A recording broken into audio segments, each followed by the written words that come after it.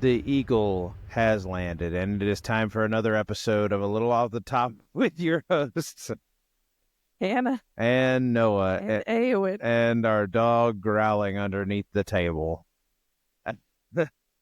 We are back with a very exciting episode today. We're doing our little intro section ahead of time, but very excited for this interview that we'll have. We'll talk about that in a few minutes. But right now, Hannah, how you doing? I'm doing good. I'm glad to have a couple of days off. I've worked 4 days straight. Yeah. And had called 2 nights in a row. Yeah. And luckily they left me alone after like 11 p.m. Right. But it's hard to sleep on when you're on call. You're kind of on all the time because you just don't know whenever you're going to get called or whatever. Yeah.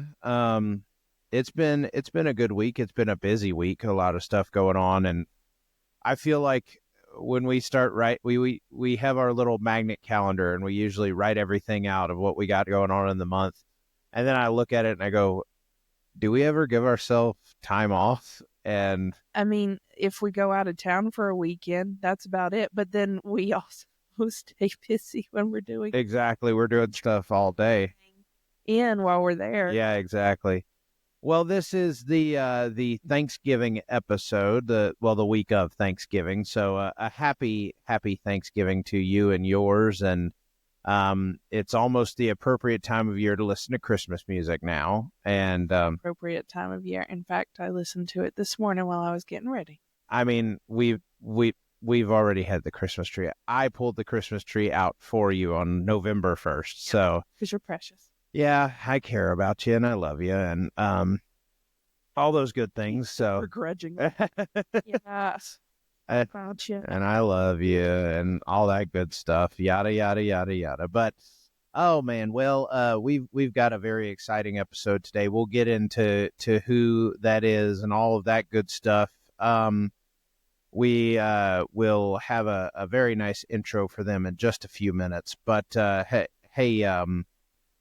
You know, I saw something really interesting recently. They found that mosaic for one. Yep. That's like one of the earliest records of someone calling Jesus Lord. But they also found some manuscripts recently that revealed the name of like the kind of a translation of the name of God. Yeah, so I was reading about it. I was like, well, what is it? And they said in English, it roughly translates to Andy, kind of like in that beautiful hymn in the garden. And Andy walks with me, and he talks with me. You're not even a dad. You don't get to claim dad jokes. No. I'm a dog dad, and that's enough, Hannah. That doesn't count. By millennial standards, that's enough. No, but talking about in the garden, that does give me a transition to plug a couple of things here. I do have a Christmas/hymns album coming out. As long as everything works out, it should come out second Monday of December. And I've been working on all of that and all that stuff. It'll be called Grace in the Quiet, and my book should be live any day now on Amazon. So that's exciting as well. Just waiting for that go ahead. Yep. I'm still just waiting on that. They said 7 to 15 days, I believe 18 days ago now. So, yeah, I'm still waiting on all that, but I'm excited for all those things. I'm excited how the album's turning out. It's again, all me. I'm doing everything and muddling my way through producing and all that good stuff, but this one will sound better than the last one. So that's all you can ask for, right? You just get a little better each time. So, all right, well, why don't we get into the meat of this episode? All right, let's do it. All right.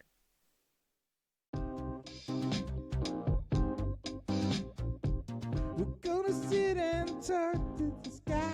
We're gonna sit and talk for a little while. It's time to get to know somebody. Yeah. Today we have a very lovely guest with us, a friend of ours whom I had seen on the TV far before I ever met her in person. She's a chef, a TV personality, an author, and a true culinary innovator.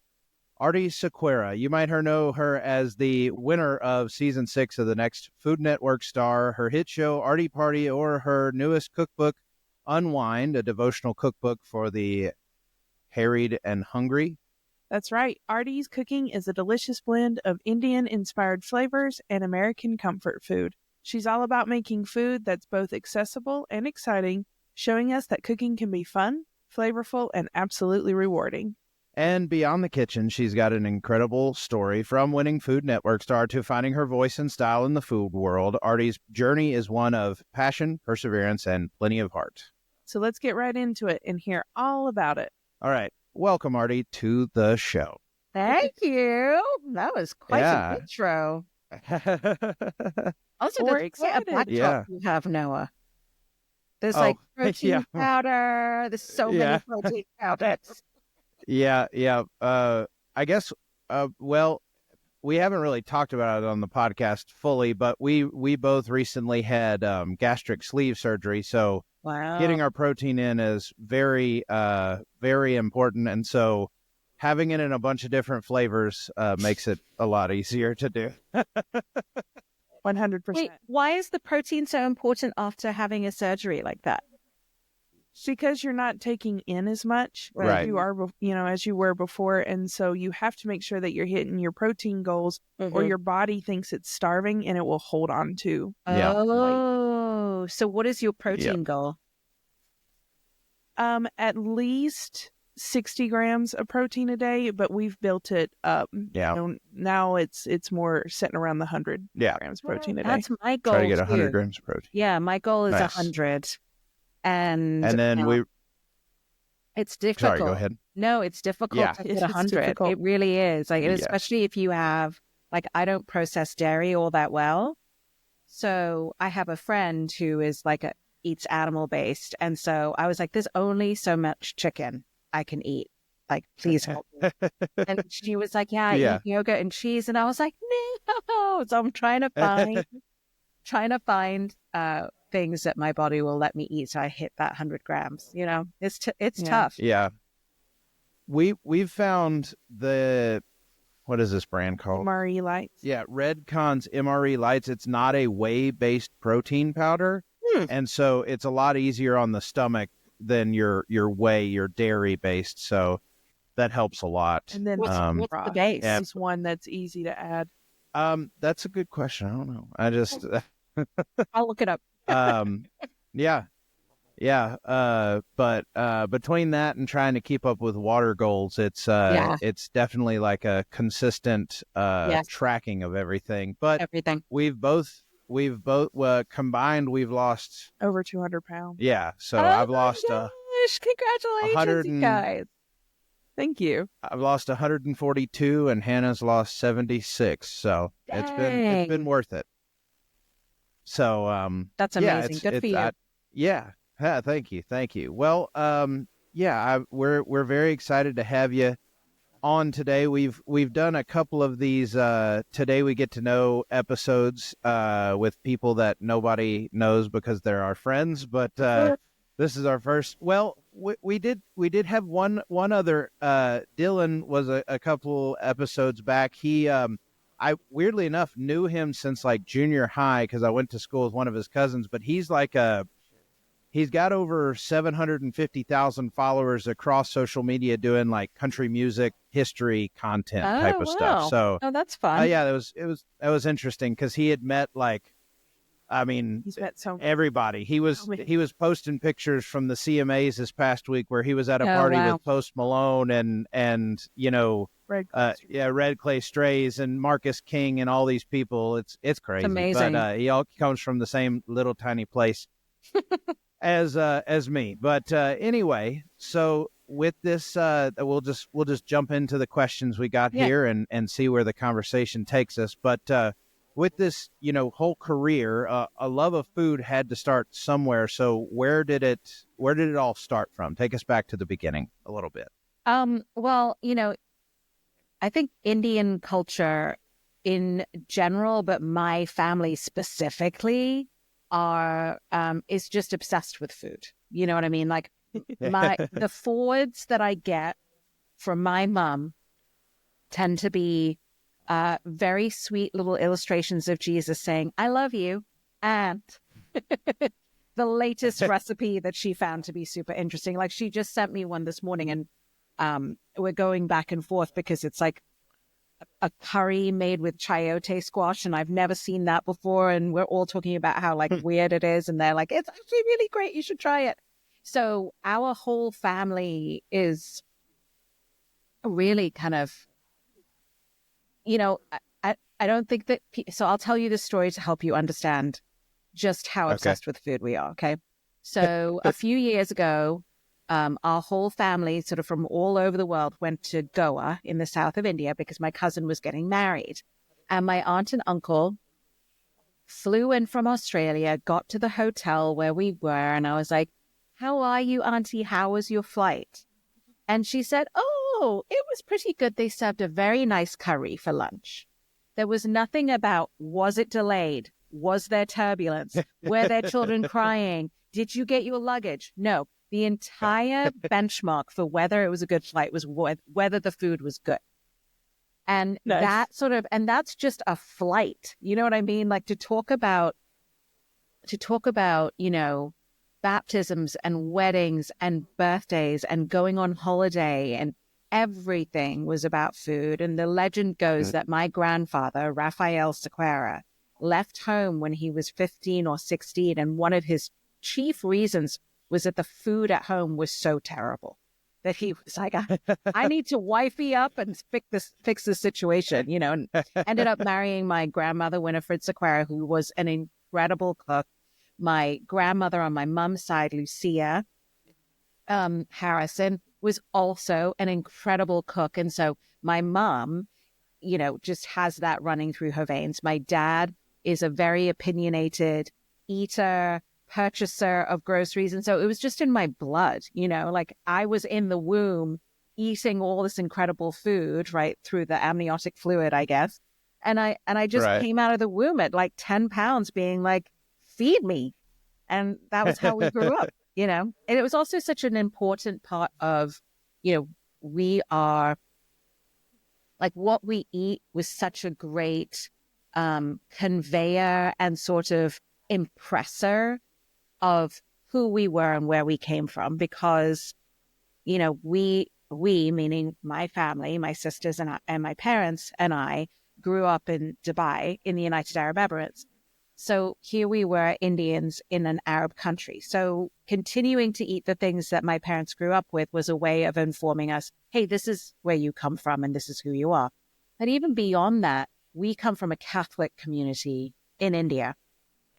And so India is primarily, it's like almost 50-50 Hindu and Muslim. And so for us to be Catholic against that backdrop means that there are festivals that we celebrate, foods that we eat to celebrate those festivals that are very specific and very different from the rest of the country. So that was another way that, that it was really important to keep eating those foods. And even if I don't really speak the language all that well, I can go back, as I did actually this year, and I can eat rice with fish curry the way that my parents do with my hands. And it's sort of hey, I may not literally speak the same language as you, but I speak the same language as you because I eat the same thing that you do. You know what I'm saying? Yeah. So that's why food was like, it's not just, I get really irritated when people are like, food is just fuel. I'm like, yes, we do need to, under romanticize it a little bit. But I think that if we just see it as fuel, then we're missing out on the magic and the beauty and kind of the sacredness of food. Absolutely. I mean, you can even see it. You see it in Scripture. Jesus would sit down with his disciples and he'd break bread. Or right now, I just started recently a plan to read through the New Testament in 90 days, and obviously it starts in Matthew. And and where Jesus breaks bread with these thousands of people. You know, he performs these miracles, but these miracles to prove a point were through food. You know, it was this connection of let me provide for you, let me feed you. Also, let me show you I am the Son of God. You know, I perform miracles. I don't feed you like everybody uh, else feeds you. right? Yeah, yeah, and for me, growing up in Louisiana, food is a huge part of the culture and a I huge think that's part why of I the love Louisiana so much. I was like, yeah, oh, we understand each other over here, you know? Yeah. exactly, Yeah. exactly. Yeah, well, it's funny you mentioned that about Jesus because I'm in Acts again. Okay. I'm doing the Bible recap, and I don't do a good job of reading it every day. But for some reason, whenever I pick it up, it's like a book that I've already read, and I'm like, Lord, come on now. I'm just trying to get through the whole Bible, and you keep like I am either in Exodus or in Acts. Like I don't know Yeah. why.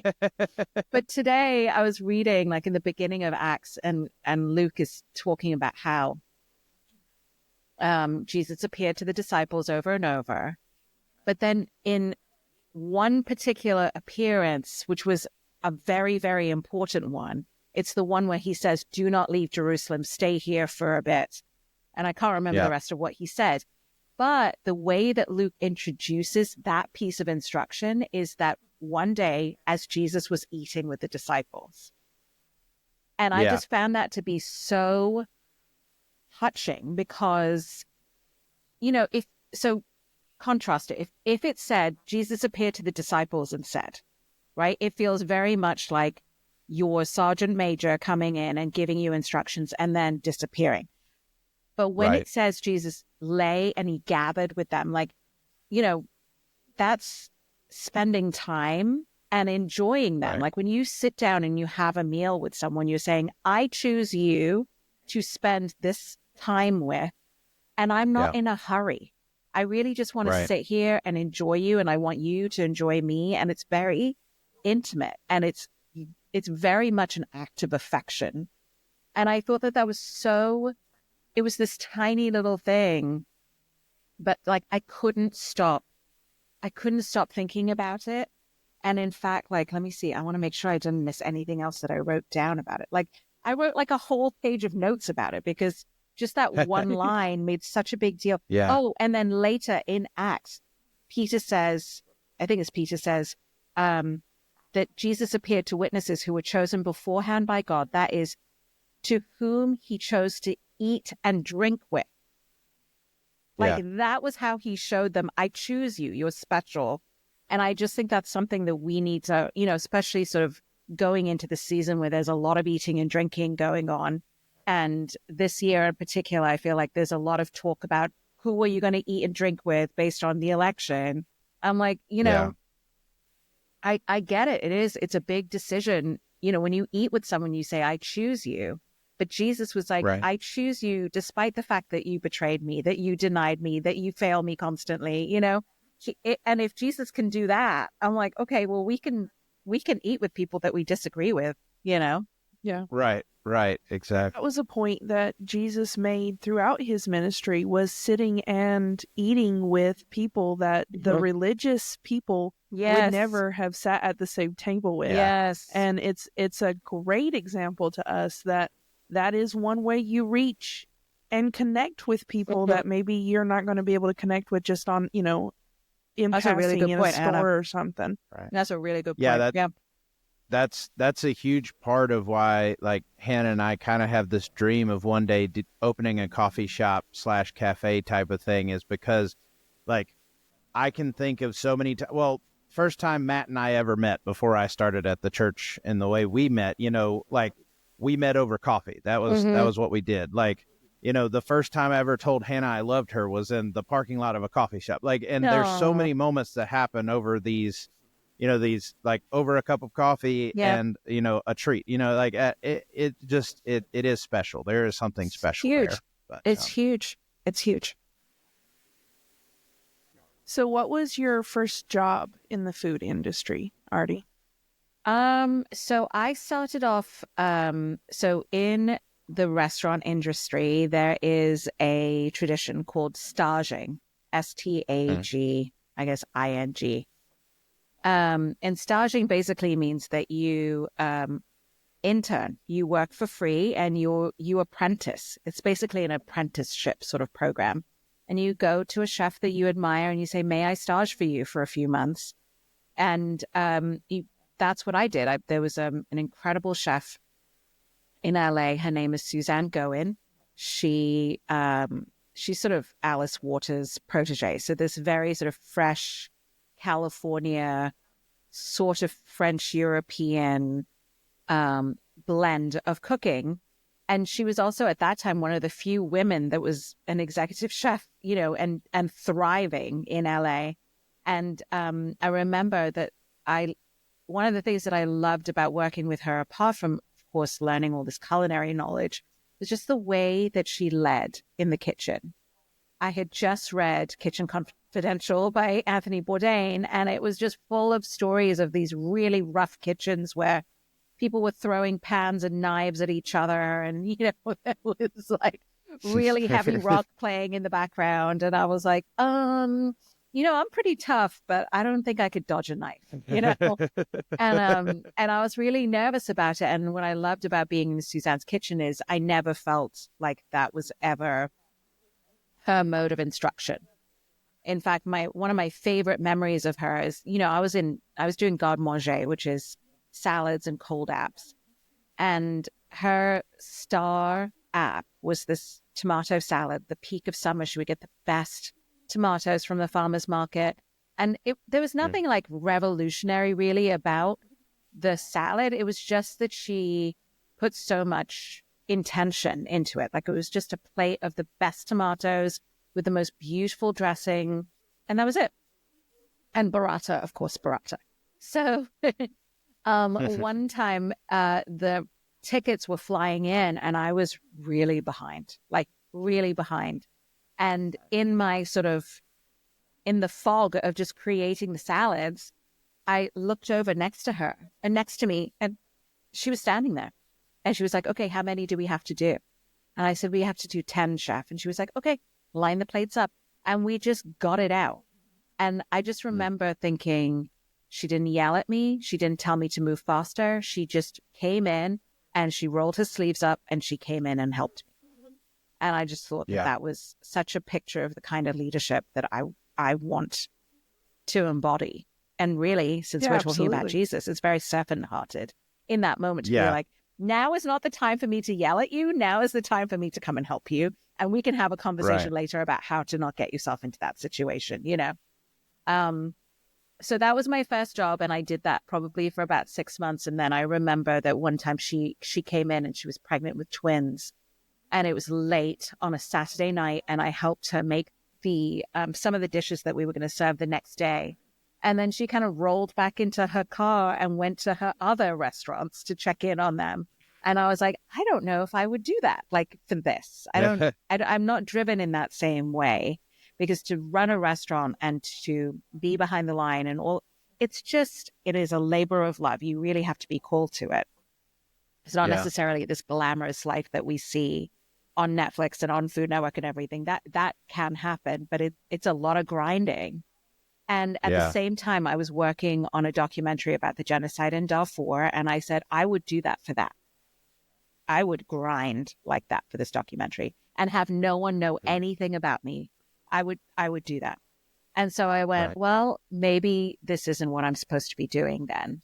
And it was interesting because right around that time, Suzanne offered me a job on the lunchtime shift doing that same gig I had been doing. And I said, and I told her how I felt about it. And I said, I know there are people that would slice off their left pinky to work with you.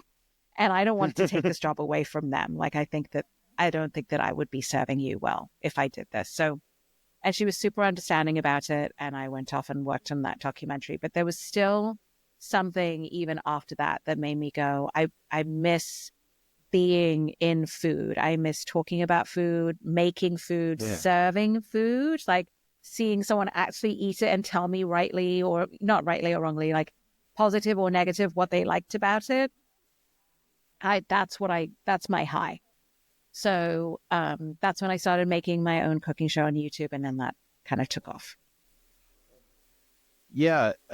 Well, I got kind of two parts here. The Yeah. one is a planned question. The other one, I'm just curious. Did you do any kind of culinary school or any kind of training in that way, Yeah, or kinda. I was just cooking at home and basically trying to replicate anything I saw on Food Network. okay? Anything that Ina Garten or Rachel Ray or Bobby or Guy, Yeah. I've just been like, let me try and make that. And then my husband got me, whom got me Yeah. a gift certificate to a small cooking school in my neighborhood that had a semi-professional program. So you could go for 6 weeks, once a week, and learn the basics, like how to make stock, how to cook a steak, how to all those things. And it would sort of set you up enough so that you could then go stage. And so I did that, Okay. and then through them got to stage at Luke, the restaurant I worked at. That's really cool. That's cool. Mhm. I knew the term staging already purely because of the bear. Yeah. Yeah, that's right. It has popularized it. Yes, yes, yes. Yeah, Which, it had. which is incredibly stressful. And as someone who does not handle stress well, that kitchen makes me very uncomfortable. I mean, it watching would it. make me, I'm not going to lie, it would make me uncomfortable too. But, yeah, I've it really just sort of depends on the people that, just like anything, like, Yeah. whether you're in medicine or you're in, ministry, it's really about who are you with. And some people Yeah. do really well in that sort of like stressful, aggressive sort of situation. Whereas I'm in a stressful situation, I need to feel like, hey, we're all in this together, right? Like we're together. Yeah. We're not going to snipe at each other right now. So yeah, I mean, I watch The Bear and I go back and forth on that show, but it does, it wouldn't be a good story if it wasn't, very stressful and dramatic in that moment. Yeah, absolutely. Yeah. I love that show, but I love that show because of the acting. But Yeah. the stressfulness definitely It is a beautiful show. Yeah, it's very well done. My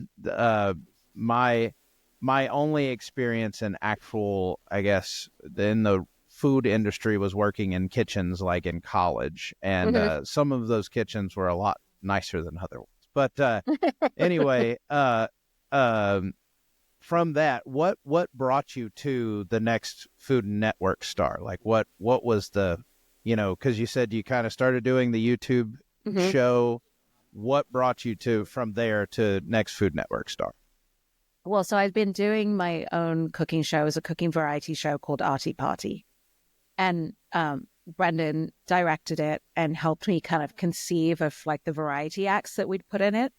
So basically anytime something was roasting or simmering or braising, whatever, in that moment, we would bring in one of our friends because we lived in LA and all our friends were performers. And we'd be like, do something, do something that is somewhat connected to what this dish is.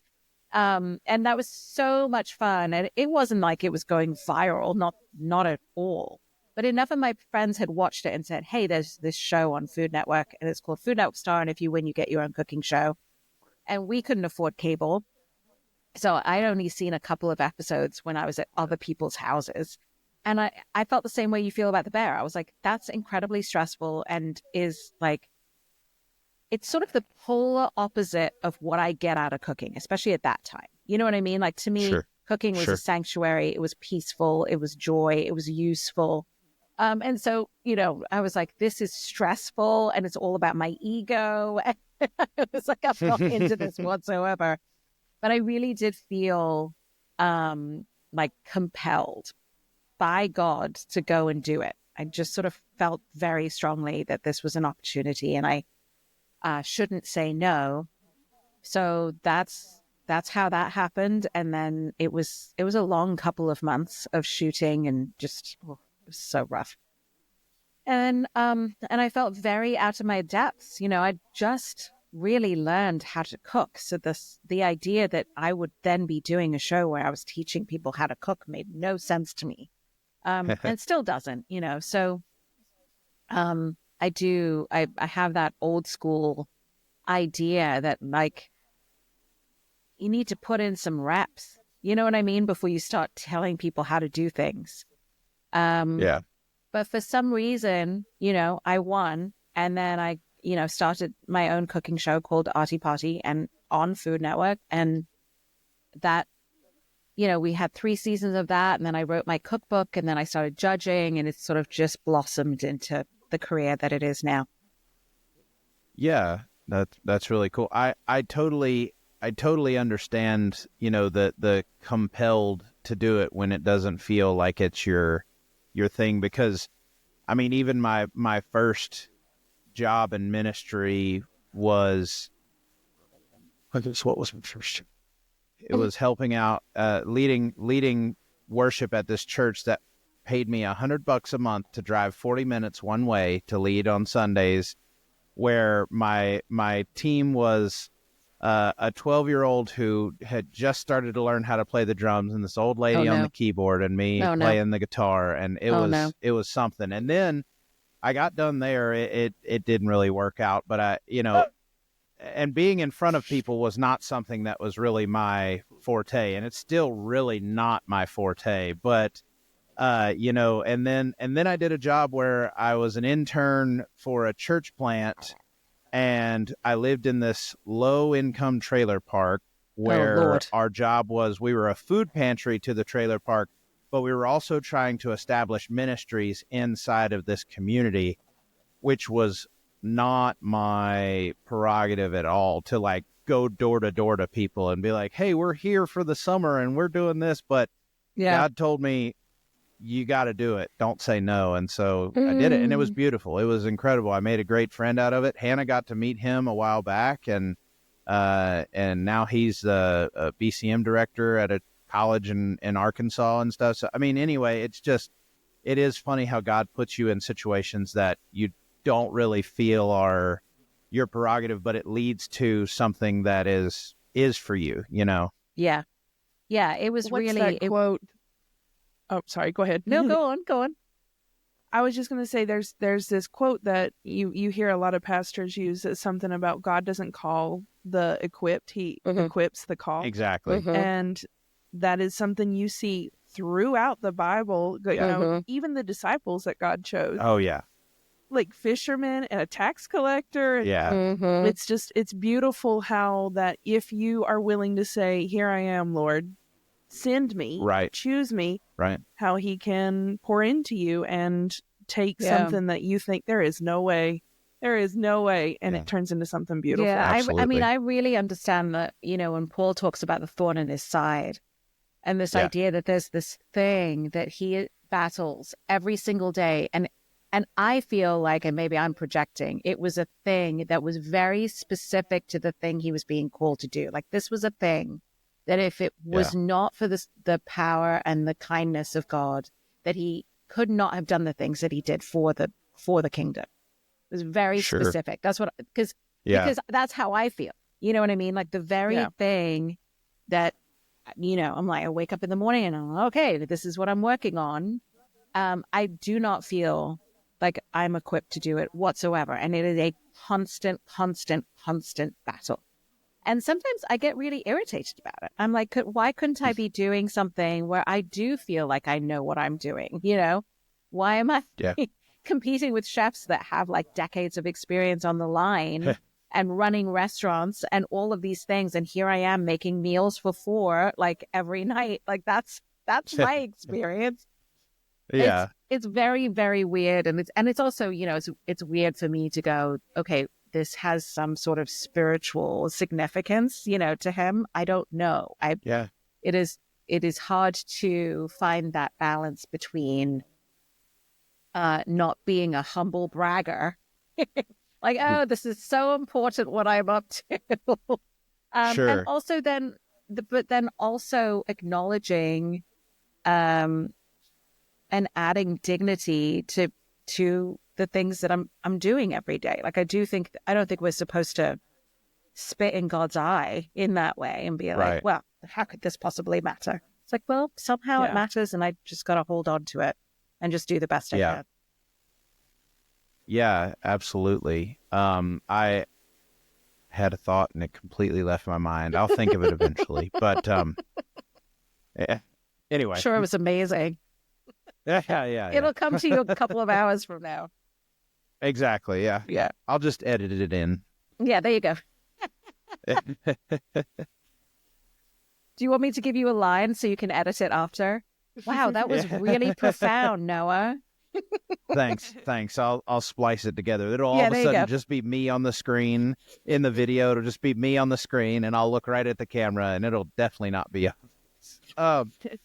So you talked about this a little bit about the process of getting onto the show, the next Food Network star. How and then you talked a little bit about Aarti's party and now you're a judge. Kind of walk us through like what your day-to-day looks like. Like how often are you filming and all of this? Because I'm sure it's insane. I'm sure your schedule just feels crazy. Sometimes what it does feels, a year of your life look like? I think the hard thing, and again, this is why I'm like, I'm not made for this. I am a creature of habit. I love doing, I love the idea. When I worked for CNN, which was like my first career before this one, I had a shift. So I knew what time I had to be at work, what time I had to leave. And then I knew I was going to the gym after, and then I knew I was getting beef and broccoli for dinner. Like it was the same thing 5 days a week. And then on Saturday was my belly dance class and Sunday was church. Like I had my whole week planned out. And so that's why this is so difficult for me because every single day is different. So there are periods of the year when there's a lot of production going on. So probably like the end of summer, beginning of autumn, there's a lot going on there. Springtime, there's a good amount there. Summer tends to quiet down just a little. And this time of year, the holidays, it's like I've got one thing left, I think, in December, and then we're done for the year. So, and every year is different depending on, if a show gets picked up or not. I did a show that was called Best Bite in Town that I was super excited about. And we only did one season. It didn't get picked up for a second season. So that was a real bummer. So I think the key is that I'm trying to build a very wide foundation. So it's not just TV. It's writing and speaking and creating products and creating content and just spreading myself really thin so that I'm not, and so I don't have all my eggs in one basket. So it really depends. Like, for example, in September, let me just look at my freaking calendar. Like in September, I went to Peru for a week because it was me and a bunch of chefs like learning about the food in Peru. Wow. Let's see. And then I came back, and what happened after that? Then there was a food festival the weekend I got back. So I flew and went and did that and did a couple of food demos and made a ton of food. Then the week after that, I shot on a show that I can't talk about yet. And then flew. Oh, that was the weekend of Hurricane Helene. So I had to try to fly around it, and I was successful, thank God. Then then there was another cooking demo, and it's just like that was, and then a food festival. And so there are times of the year where I'm not home every week. Every week I'm going somewhere, and it's really, it's a lot. It's a lot on my husband. It's a lot on my kids, But then we have times of the year like now where I'm here every day, and I don't specifically have anything I need to be doing. And so I'm trying to balance taking time to rest with taking time to sort of go, okay, here's some quiet. Let me sort of rest and think about, okay, what can I be doing to set myself up for the busy times? You know what I mean? Shooting content and stuff like that. So it's always different. Yeah. To tell people, if you're wondering who Aarti's husband is, he's the Amish guy from that Slim Jim commercial. That's right. That's so funny. Yes, He is. He's a character. he is. He's really good. And well, and through that, our connection of how we met in the first place was through a wonderful church where I was the worship pastor there, and you played keys on the team. So, and we've kind of talked this a little bit, but where does, in this public aspect, where does faith and food intersect for you, kind of? Where does faith and food intersect in terms of my career or my life? A bit of both. Either answer it however you want to answer it. Well, yeah, because the next question is about it as a career as a public figure. So. Yeah. Oh, yeah. So both. I think that, food really rescued me because, in my 20s, I was on a very strong career path, right? I was working at CNN. I was a producer. It was very clear, like, I'm going to do this for a couple of years, then hopefully I'll get promoted to this job, then this job, then this job. Like it was there's a hierarchy, and I was doing well. And then when I got married and I moved from New York to LA because my husband was in LA auditioning and pursuing his acting career, that all flew out the window. Like I couldn't find work because it was right when the news business was kind of contracting and letting people go. Also, I think the Lord was just like, no, you're not doing this anymore. And that's when I started cooking. And so at that time, I really was feeling, I wasn't a Christian at that point. I was Catholic, like sort of the culture of church, but not sort of a living, breathing relationship. Absolutely. And Brendan was a Christian. And so when we got married, we started trying to figure out like, okay, well, what's our church life going to look like? It was important to both of us. And that sort of coincided with, I think that God was like, this is going to be a time where I really work on your identity because it's all effed up right now. Because I was so caught up in this idea of like, I'm Aarti, I'm an immigrant, I'm a journalist, I'm all of these things, but like that fundamental identity of like, I am God's child and I am his bondservant and I am, I'm really here to serve at his pleasure. Sort of like a West Wing reference for anybody that I serve at the pleasure of the president, like I serve at the pleasure of the Lord. And so I think he had to take all of that away from me and really humble me and kind of bring me to the edge because, there were mornings I would wake up and I was like, Lord, I have no idea why you woke me up today. Like, I'm not going to do anything. I wasn't suicidal, but I definitely was so lost that I was like, I don't understand the purpose of my life whatsoever. And the only thing that brought me solace was cooking. I would thumb through cookbooks, I would watch cooking shows, and then I would walk to the supermarket because I couldn't drive, which is really crazy in LA. I would walk to the supermarket, buy everything that I needed, walk all the way back. That was a 45-minute walk there and back. Oh my goodness. With groceries. I would also sometimes stop at the restaurant supply store across the street and buy pots and pans and lug all of those home. And just so I could cook. And I think that the kitchen became a real source of peace and sanctuary and beauty. And it wasn't necessarily like a spiritual experience, but I think that I think God was communicating even then, like, look at these ingredients.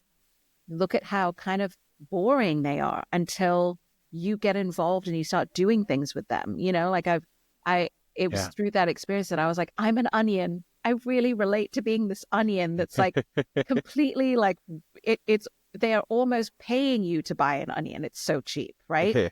And but you can't cook without it. And you look at what happens when you expose it to heat and fat and you let it cook for a long time. Like you get French onion soup out of it. Like that's incredible. Yeah.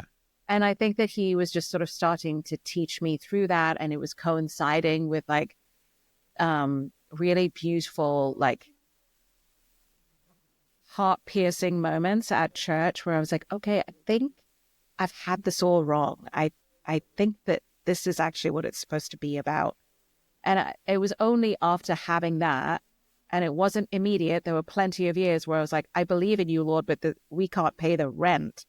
Like I thought that he was supposed to take care of us and provide for us, and that all of this sort of started to take off. But I think that it was so important because without that foundation in him and having that so connected to this new identity, not only as like child of God, but also someone that loves food and wants to like spread the gospel of good food, they have been really intertwined. And then, then my most recent cookbook was a cookbook devotional. And I think that's kind of this whole new, I'm doing a new thing that is happening for me, where it's this ability to communicate and bear witness to Jesus through food. Yeah, absolutely. We're going to get into that in a few minutes. We're going to talk about that for sure. But yeah, I mean, I very, very much relate to that. When Hannah and I started traveling for her work, for me, it was, all right, well, I'll pick up odd jobs here and there. I'll get gigs, that's something that I can do, I'll help out at whatever church we're going to and those types of things. Well, I was immediately hit the first place with such a dry patch where no one was looking for any kind of work. There was no live music scene to be spoken of. And the churches we went to were so cliquish that there was nothing for me to do. I would talk to the pastor and be like, look, I'm a worship pastor, before I started traveling and stuff, I'd love to jump in and help, and radio silence, and the way that I, kind of felt better about things was kind of the same thing. It was like Hannah would come home and I would, out of our very bare bones setup of a kitchen, which was in a hotel. Yeah, in a hotel. Oh, wow. And what I mean by a kitchen was I cooked everything out of an Instant Pot and a crock pot, but I got real good at that. And, and, good for you. And that was kind of how I and then I had the pleasure of, because we were in a hotel, we had cable. So the TV stayed on Food Network most of the day, and so and it would give me ideas, and then I'd get the car we only had one car at the time. So sometimes Hannah'd come home and I'd be like, I'm going to Walmart. I got to buy stuff, so I really understand it completely in that sense, and it's gotten better. And I've had the pleasure of where we are currently, people buy food from me. My gumbo, people found out that I make gumbo, and now it's and then salsa. The salsa thing was kind of cool too. The salsa thing was I work at the radio station here, and they were doing a salsa competition, and I saw the announcement for it, and I was like, I want to do that just cause, so I'll make salsa. I've never done it before. And so I made it. And then 3 weeks later, I won the competition, and they're thinking that it was this family recipe or something. I'm like, no, but people buy it now, and that's really cool. That's amazing. It was just something I kind of came up with. And so I love that. I love that just in general. I don't need to get any further than that, but to lighten it up a bit, I know one of my favorite people in the world, which is Guy Fieri. And do you have any good Guy stories that you can tell us? Oh my gosh. There's so many. She's some crow. It's pull out my folder. I know. I think that he is so generous. It takes a very specific kind of person to build an empire where one was never even considered to be built. You know what I'm saying? When he started, he did the same stinking competition show I did, and he had a couple of restaurants under his belt in Sonoma County, and he built himself into this incredible person, business, brand, And I think one of the things that I've always admired about him is that he has always, from the moment I met him, tried to figure out how he can give back in quote unquote small ways and big ways. So I remember the executive producer of my cooking show was also the executive producer of his cooking show. And so when we were still in the planning stages of my cooking show, they were in LA shooting Guys. And the EP said, hey, you want to come by and watch how Guy does it? And I was like, are you kidding me? I'll be right there. And we also only had one car. So I biked over. I got on my little cruiser, beach cruiser, and I biked my way over there, which is not that far. And Guy came over and was so lovely. I had just won. And he said, hey, do you want to be in an episode of my show? And I was like, heck yeah, I do. So I biked back home, got like a couple of tops, came back, and we shot an episode of his cooking show. And I was so nervous that he was so generous. And I remember that I made fun of him for a second, and he enjoyed it so much.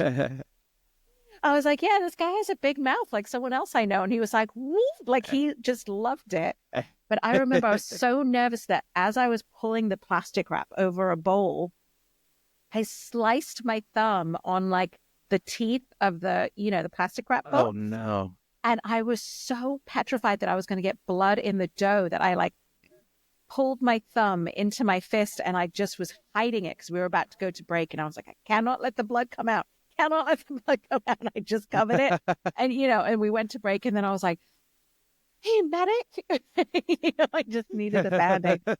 But I just thought that was so cool that he instantly was like, hey, let me enlarge your platform by sharing mine with you. And that has been a marker of his way of doing business, for as long as I've known him.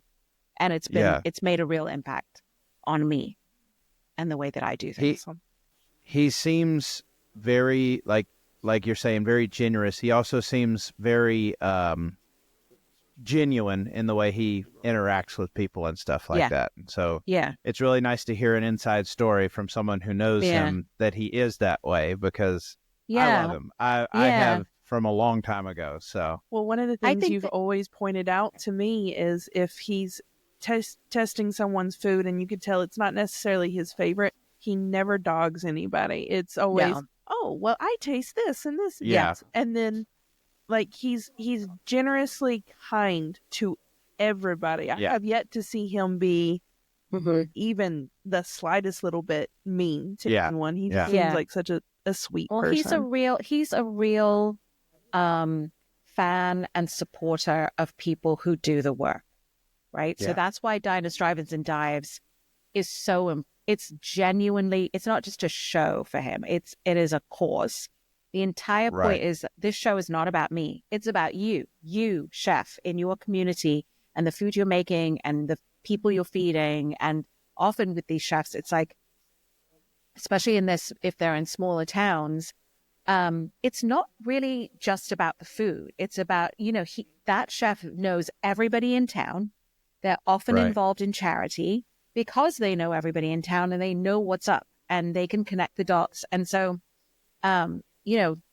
when restaurants were being put under so much stress in 2020, I was like, you don't understand. Like, as these restaurants go, so does the community. And I think we've seen that borne out, where we need places to gather, and restaurants have always been the place that we gathered.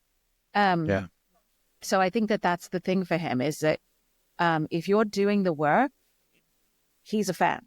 You know what I mean? The food, whether it's great or not, is kind of secondary. It's really about the people, because that's the kind of person he is. And he's always, I think, brought people who felt like they were on the outside in, people who weren't necessarily being recognized by the Michelin Guide or whatever. He was like, no, come on in, because I'm interested in what you're doing. And I really admire that about him.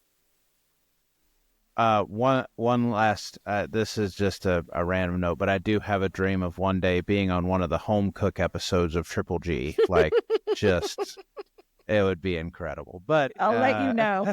I'll let you know the casting. Yeah. You be ready to run though, Noah. That supermarket is gigantic. Like, the first time I ran it, I was like, oh my gosh, I've been here for months and I still am like out of breath. It was crazy. Well, I've been, with our weight loss journey and all that type of stuff, I've been getting in a lot better shape. So I'm That just you'll be ready. that's all Yeah, I'm training for, really. that's funny. in our local market. Yeah, Yeah, there you yeah. go. They're like, why is that guy always running around the supermarket? Just you wait. Yeah. Anyway, Have any good stories of any experiences in whether it's filming or writing or just a story that pops in your mind that where you got to meet someone new or you had this new experience that it was a little mind-boggling for a minute and you were just like, oh, this is where we're at now. Yeah. Well, I think it just happened. So I've never done the show Beat Bobby Flay. And it just Oh. happens. You know what I mean? I think, especially because I was on the West Coast, you end up doing a lot of West Coast productions because you know those production companies and that's just how it goes. Now I'm on the East Coast. And so I was like, hey, tweet, so you know, I'm over here. And so they invited me to be part of their holiday specials. And I was competing, which always makes me, I hate competing. It's just like, so the antithesis of who I am. And yet it is such a huge part of what I do. Again, thorn in my side. So I was already nervous. And then I was sitting there about to like get my makeup done. And I was like, gosh, my eye is so itchy. I wear contacts. And I itched at it. And I was like, maybe I should just take the contact and wash it. And I pulled it out and I saw it had ripped in two. Never no. in my life has that ever happened. And I was like, oh my gosh, I'm going to have to go be on TV in my glasses, which if you grew up in the 80s and the 90s, like wearing glasses was not cool. Like now it's cool. And there Yeah. are pretty frames and you know what I mean? It's kind of hip. But back then I was like, I'm a Four Eyes and people made fun of me for wearing glasses. So that was still in the back of my head that I was like, I'm going on TV in my glasses and I'm blind Sure. as a bat. So, so I go out there and I with Beat Bobby Flay, they really surprise you with who the judge is. And it was freaking Ina Garten Oh, was my judge. nice. And I lost my mind. And so did Amanda Freitag, who I was competing against. Amanda blacked out and made like 17 things in 20 minutes. I blacked out and made one of the worst things I've ever made in my life. Like we had two very different reactions. And of course, Amanda won. Now, the thing is that because she won, I got to go sit next to Ina and talk to her for the next round. So I was like, well, this is kind of, even if I lose, I win. And I got to tell her that, watching her when I was, in my 20s and completely lost, was such, it was very maternal. She has a very maternal presence, even though, she doesn't have children.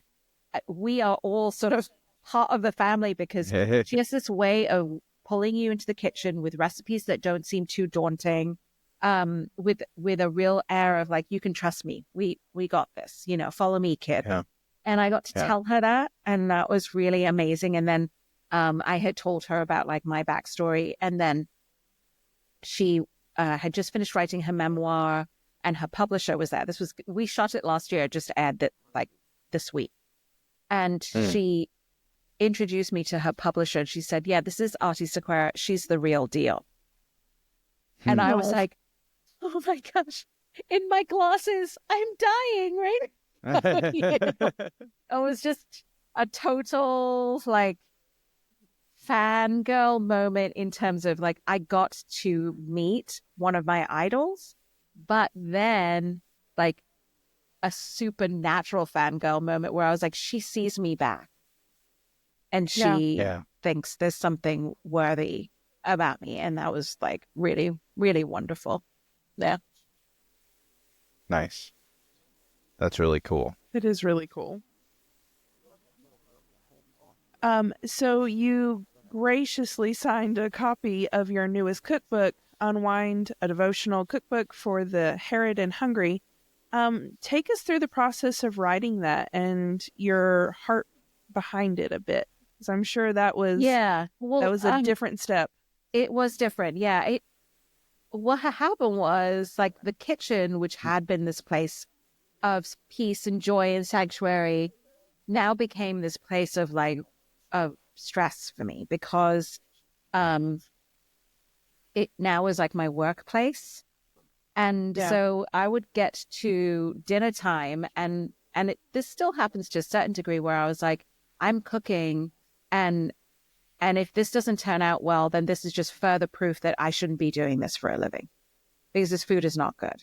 You know what I'm saying? And it was like a daily message of that. And it's honestly something I'm still struggling with because I still follow recipes most of the time. I'll make amendments to it, but a lot of the times I'm looking at recipes and using that as a guidepost and not really listening to my instincts. So that's something that I'm working on. But I had remembered that this woman who owned an Indian supermarket in LA had told me that she always prayed before she cooked. And she was a lovely Hindu woman. And I was like, you do what? And that started this whole new thing for me where I was like, well, if I pray before I eat, why don't I pray before I cook? Like, that's where it all starts, really, for me. Yeah. So I started praying before I cooked. And I sort of felt like it became an opportunity to, even if especially as a mom to little ones, like I wasn't getting quiet time every day. Are you kidding? And so that became a moment of quiet time, like lighting a candle, maybe a glass of wine, put some worship music on, and just try to invite the Lord into that. And that's kind of what gave birth to this cookbook is like, hey, we can take even the most mundane tasks and redeem them and turn them into moments of sacred connection. And that's kind of what gave birth to the book. So the book is like 50 devotionals, and every single one starts with when you need, because every single one of us walks into the kitchen carrying something. Mostly it's a burden, I think. Sometimes it's things that we want to celebrate, but mostly it's like you need courage, you need hope, you need joy, you need peace. And so I would write the devotional based on that idea of like, okay, well, if you need peace, what does the Lord say about peace? And then usually there would be something in that devotional or that devotion that would inspire me to, like, food wise, like what recipe then would play well with this idea of peace. And so it's meant to be sort of an activity book, honestly. Like you do the devotion, then you make the recipe. You make the recipe, then you do the devotion or whatever. You can sit in bed and flip through the whole thing. It's fine. But I think that for me, it was like, okay, well, the way that I show up in the kitchen and leave the kitchen is how I'm going to show up for every other part of my life. Because when you show up in the kitchen at 5 p.m., most of us are at our absolute worst. We're tired, we're hungry, we're hangry, we're irritated. Nobody can talk to us. You know what I mean? That's when I do my worst snacking, like just handfuls of chocolate chips. Like you just are at your absolute worst and weakest. And I was like, okay, if I can in that moment invite God into what I'm going through, then when I go into a meeting, when I'm folding laundry, when I'm about to have some road rage, I'm already building that muscle to invite God into it and go, okay, well, what do you want to do with this, right? With this absolute mess of a person that I am. Here I am. What do you want to do with it? And I just think that is a good practice for the rest of our life. Yeah, absolutely. Well, we've got one more little thing we're going to do, and Hannah and I have done this a couple of times, but we're going to add you in on this. So, okay. We do this thing where we basically do like a 5-round draft of specific things. And this week is Thanksgiving, obviously. This episode comes out from our recording. It'll come out on Monday, and Thursday is Thanksgiving. So we are going to do a Thanksgiving food draft where we will all, if somebody draft, like in sports, if somebody drafts one food that you're thinking of, you can't take it anymore. You got to take another one. And it means I also get to play this noise right here, which is the, here we go. That's the NFL draft noise that they do on TV. So anyway, obviously you're our guest, so Yes. you can go first and get the very first round pick of the Thanksgiving draft here on A Little Off the Top. So Ooh, so I pick like the clutch right, dish exactly. at Thanksgiving. Right. It's so funny. This year, I will tell you, okay, so we just talked about this last night. And we had to pick things that we were going to be bringing to the Thanksgiving that we're going to. And my husband was like, you can only pick one. And I chose something I've never picked before. And I don't know, maybe it's because I'm perimenopausal, but I was like, mashed potatoes. Good It's a good one. mashed potatoes. I will say, for me, it's mashed potatoes and gravy. It's one thing. Oh, But yeah. that's what I'm really looking forward to. In years past, it would have been sweet potato casserole, but for some reason, I really want mashed potatoes and gravy this year. Lots All of right. it. So your first round pick is mashed potatoes and gravy. Hannah, Yep. I'll let you go next. Green bean casserole. Green bean casserole, I figured. Green bean casserole. That is a good Growing one. up, my aunt had a garden, and so we had fresh green beans all the time. And apparently, when I was little, I couldn't pronounce the word correctly, and so I wouldn't say the R, and I would just come to my mom and dad and be like, "Green bean, green bean," and so. And so now to this day, my dad, if he sees me eating green beans, he will look at me and go, "Did you get your green beans?" So green bean casserole has always been a huge thing With for the us for crunchy onions, Thanksgiving. right? You have to have the Yes, crunchy yeah. Oh, yeah. onions. Yes. Of course. Always. For me, it's my first round pick is going to be sweet potato casserole. That Yes. is, I love sweet potatoes. With the marshmallows or without? See, I'm mixed here. I like it both ways. I really like it. I've had it where I've done like candied pecans on top. Yes. And that was it because it had like kind of a crunch as well as the soft and the sweet. Oh man, so good. I'm about to blow your mind. So I do both. I do the pecans and the marshmallows. And I let the marshmallows almost burn because that's the way to go. You need to have the slightest bit of bitterness because otherwise it is way, way, way too sweet.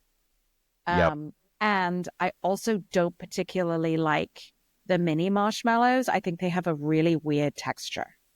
So marshmallows are like my kryptonite. I will go in the pantry, which is right behind me over there in that hallway. And if the girls can't find me, they will find me like a freaking catch me red-handed with my hand in the marshmallow bag, shoving them in my mouth. And I like the jet puffed only. That's the only brand. Do not do the generic brands. They taste disgusting. Jet puffed, and that's sort of either the small size or that other medium size. So this year I have to figure out, now that I've made this discovery after my months of research, whether I slice the big marshmallows across, you know what I mean, and then place them on there, or if I just put these giant marshmallows over the top. I don't know, but yeah, and I'm gonna add bourbon to it too. Oh yeah, that sounds great. Mm-hmm. Well, and now it's the second round, so you get to pick again. I'm gonna say, oh gosh, this is a tough one. I am torn between two things right now.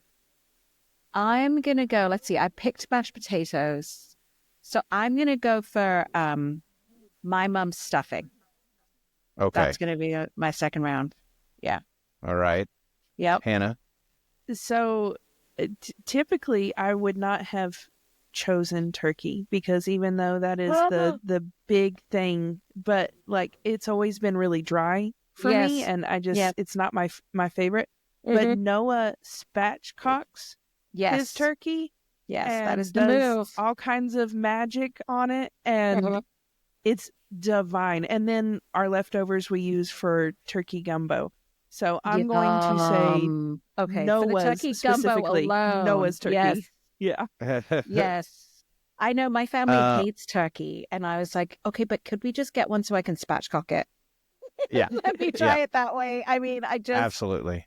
one year I followed my friend Jet Tila's video where he deboned the entire thing. Oh, wow. So I deboned the entire turkey, and then you roll it up sort of porchetta style, and you roast it that way. And it's freaking That sounds delicious. good. Yeah. That does sound really good. Both of you took my next thought, Yes. which was Good stuffing job, Hannah. and then High turkey. Five. High five. but I'm going to cheat a little bit here, and I'm going to say turducken, which is something we talked about a couple of weeks ago. And specifically in Louisiana, you can get boudin stuffed turducken, and that is one of the best things I've ever had in my life. And so that's what I'm gonna go with. Here's the thing with the turducken. Do you skin the duck before you put it in the turkey? Because It's that's been an years awful lot of rubbery fat Right. in there. I think they do. I do believe They they do must, because right? yeah, because I don't remember having that unappealing. Rubbery, fatty. Yeah. Mm-hmm, Because it wouldn't have any way to render if so. Look at you, Noah. You have been watching Food Network. Between that and YouTube, I watch a lot of food stuff. So Yeah, me too. Yeah. And I don't judge him for it because I get some very yummy meals. So we'll instead of doing our usual 5 rounds, we'll just do 3 rounds here. Yeah. So one more pick here. Well, I mean, I'm so glad that none of you said it, but it has to be like homemade and again mine cranberry chutney. Like Okay. I do always make sure the sliced stuff is on the table because I know people have nostalgia and connection to it. I don't. So I like the fresh stuff. I put tons of black pepper in mine. So it has a little bite and tons of orange zest. And I put a couple of spices in there. But when else do we eat cranberries? We only eat them at Thanksgiving. And it will not be a plate for me without cranberry on there. That sounds amazing. That does sound very good. I was just talking about how I wanted to learn how to make my own cranberry salad. It's so easy. Sauce. It's so easy, Hannah. It's like you basically make a sugar syrup and add cranberries to it. That's essentially what it is. That's all it is. It's so easy. Cool. Hannah? Macaroni and cheese. Okay, yeah. Oh, yeah, that is a good one. Just because my mom always makes it, and she makes hers in the crock pot, and it's like super creamy and super cheesy, and it's just my favorite. Yeah, That's you smart prefer that she that makes over it. you prefer that over a baked mac and cheese. And, well, I've had good baked mac and cheese, but sometimes it just dries out. Right. And I Yeah. just, You want the cheese. That's the cheese. Yes. You're there for the cheese is what you're there There for the rest of it. I'm there for the cheese. Yeah. See, I feel like all the good things that I think of. You can pick a dessert. There's I could pick a yeah. dessert, but if we're picking top dessert, mine would have been pecan pie. oh, I do. Mm-hmm. Hi. This is hard. With the last pick of the draft, What's left? I'm gonna cheat again. And I'm gonna say something that we have in Louisiana very typically at Thanksgiving dinner is when we don't do a traditional Thanksgiving dinner and we do gumbo instead. Yeah, I love it. I'm gonna pick gumbo as my I love it. my third pick. Which, I mean, the last time we were here in Nebraska, we did Thanksgiving with your mom, and We did gumbo. We did turkey gumbo for Thanksgiving dinner, and That that's sounds really delicious. typical. A lot of times in Louisiana, people will do they'll do traditional Thanksgiving or they'll do Christmas, and then the other one they'll cook either like etouffee or gumbo or something like that. So Yeah, I love that. Yeah. well, that the listeners will decide who won that, but that was our Thanksgiving food draft. And thank you so much. I got to play this sound one more time. Thank you so much for being a part of the episode today. Do you want to our tens of listeners, do you want to plug anything at all at the end of the episode? Yes, please. All 10 of you. No, just kidding. you know what builds things is just that you keep doing it. You just keep doing it, and one day it'll take off. So, I would just say find me on Instagram. That's like the easiest way to find me and to, stay tuned to what's going on. But at the moment, obviously I have the cookbook that's still available. You can buy it on Amazon. And I also have a whole line of cookware at QVC. So go to the QVC website, put my name in, and you'll see all the pots and pans and things that I've got going on there. Just That's to awesome. infuse your kitchen with a little joyful functionality. AKA freaking put some color back into our kitchen, please. That's what you'll find. Absolutely. Well, thank you so much for being a part of the episode today and joining in with us on this great conversation. It was a lot of fun. Thank you. And I don't, have I mentioned the album on the podcast at all? I don't know if I have. Well, we did in the introduction. Did we in the introduction? Well, I guess I'll say it again real quick. I am coming out with a Christmas/hymns album. It should come out the second Monday of December, as long as everything works out. I'm in the process of doing all of the everything for it, so trying to get it done in time that it'll all that good stuff. And my poetry book should be coming out anytime now. Good for you. So hopefully all that will come out early enough that people could buy it as gifts for people. So the people I went through said like 18 days ago that it would be 7 to 15 days and it would go live, and it still hasn't gone live. So, oh no. Anyway, thank you so much for listening to this episode of A Little Off the Top with your hosts, Hannah and Noah. If you enjoyed the podcast, do the things that you're supposed to do. Share it with your friends, rate it 5 stars, all that good stuff. And if they don't like it, what do, Hannah? just ignore it and keep scrolling. That's right. There's plenty of other podcasts out there. Just listen to those and don't be mean to us. But anyway, Correct. thank you so much. And we'll see you next week. Bye-bye. Happy Thanksgiving.